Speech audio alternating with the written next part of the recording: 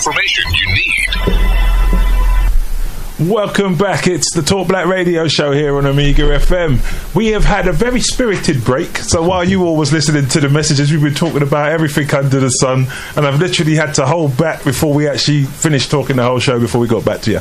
So I'm here with my guest, Katie, who is our qualified social worker, is with us, who actually works in supported housing with many of our young people. I have Tafadzwa Shakara Bandaka, the illustrious he's a spoken word poet, he's a teacher, he's an educator, a mentor, and I'll leave other things besides, and just a humble, all-around good brother. And as ever, Brother David and Brother Trevor are here with me, hitting me with the research, keeping me up to date. So, what are we talking about this half, guys? We're going to continue with the gender fluidity, which I have got to tell you, I'm still struggling. Oh, see, that's what I'm saying to you. It's just too many things. I'm still struggling with gender neutrality, but they tried to help me understand in the break, meaning there is neither no male nor female, which seems a little bit difficult because we have different plumbing. Anyway, also, we're going to get into... That's an interesting euphemism. Yeah, isn't it? Also, I wanted to talk about this fostering thing. In fact, hit me with that, Trev, the situation with the fostering. Okay, so basically, a couple of weeks ago, the Daily Mail and the Times newspapers published a story about a 5-year-old Christian girl who had been forced into foster care of a Muslim family. So apparently this white Christian child was left distressed after she was sent to live with a family which didn't speak English, which, denied her cross. She was obviously a very religious 5-year-old. Yeah. Was denied her cross, banned her from eating her favourite food, which is spaghetti carbonara, because it had bacon in it. Did they ban her, or did they just not cook it? Did they ban her from eating it? This was in the stories, right? Okay, go. And then what it was inferring was that this white girl's identity was being erased, and that the Tower Hamlets Council, which was over it, basically were unwilling to confront religious intolerance and let it happen. So there was a major outcry. You know how, because it's in the national press now, right? Isn't it? You know how Muslims are perceived and how that people talk about the culture. So there was major outroar. There was MPs calling for a major inquiry. Lots of talk on social media. People getting upset, this and that. And then in a follow-up story, the Times then reported that the judge had intervened and sent the little girl to live with her grandmother. Like, for all of our noise and stuff, we've saved the day, whatever. Okay. It turned out a lot of that wasn't true. So basically, this girl actually comes from a Muslim family. That's her heritage, actually. So she's not a Christian? No. I mean, the family are Muslim, non-practicing, but they come from a Muslim background, so it's not a foreign concept to her.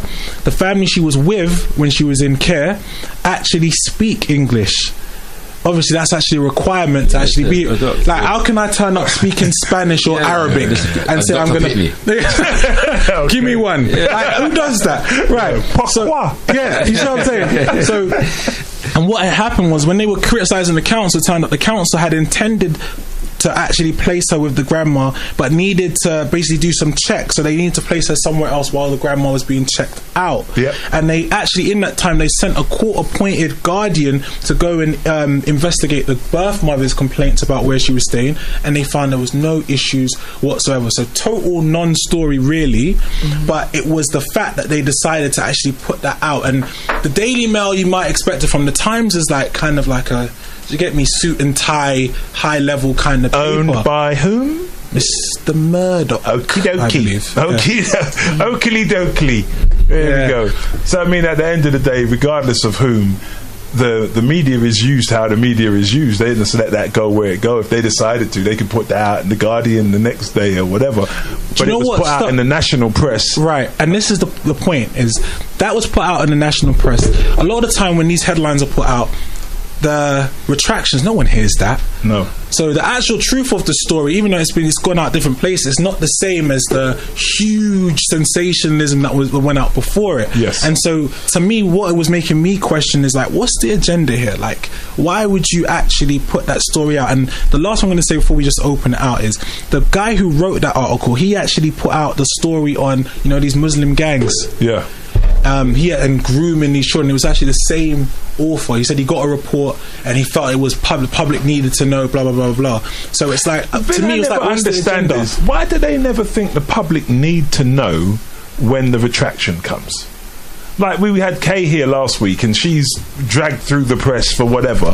Then she's found totally exonerated in court. The public don't need to know that. Like, anyone who has proven that's their MO yeah, has no business telling you what the public needs or doesn't need. Katie, what do you think? What do I think? I think that as we already are aware, Muslims are scapegoated in the media.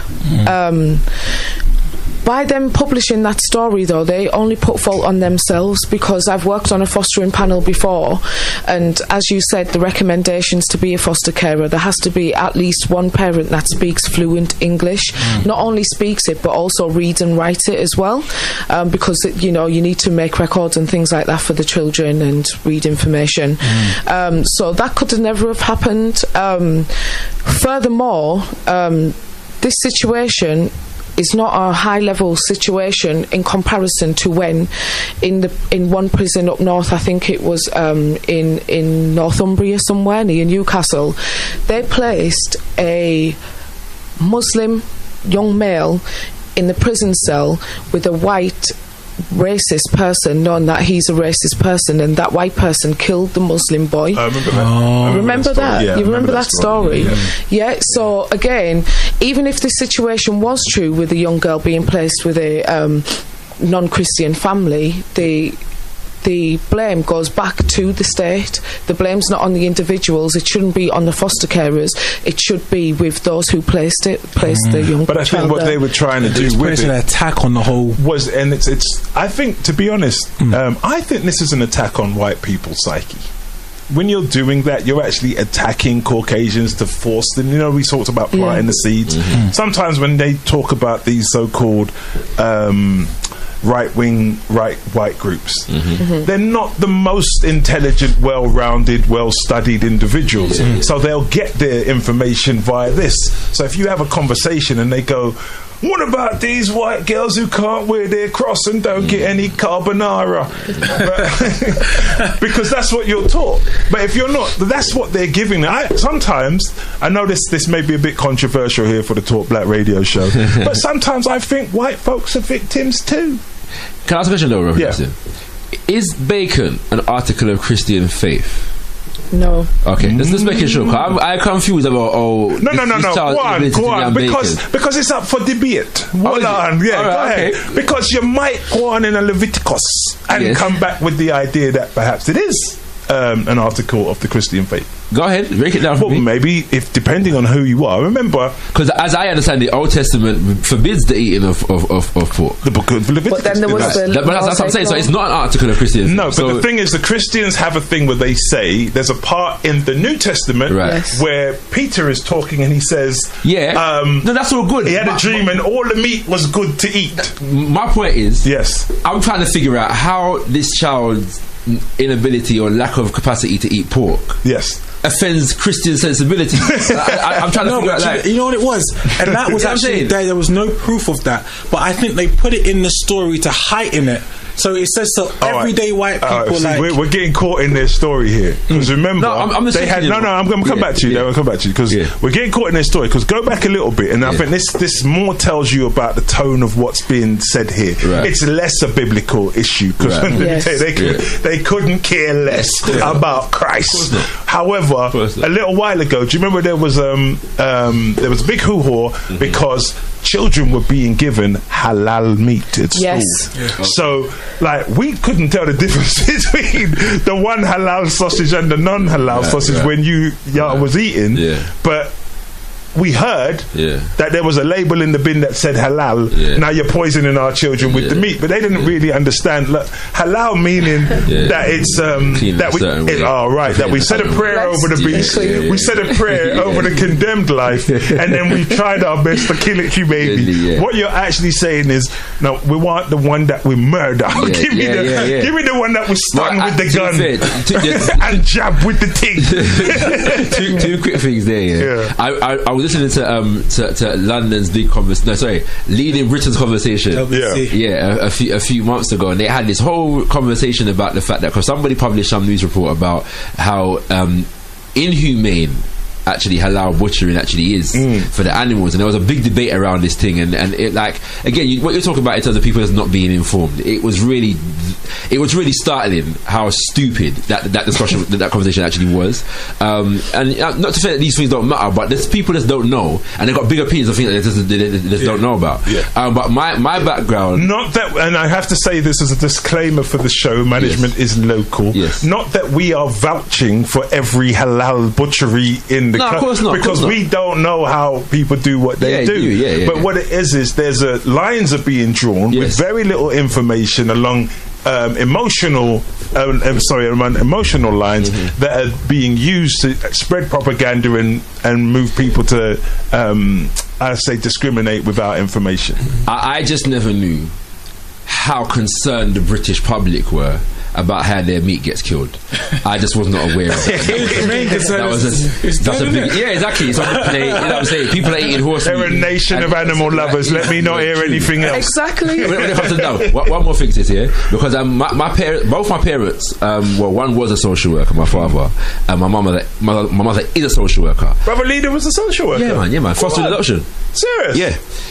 And so he was. So in the 80s, like, black social workers had worked very hard to ensure same race adoption placements. There was a lot of work. They went through a lot of work. And they, like, research was done and them kind of things there throughout the 90s and up until into the 2000s now.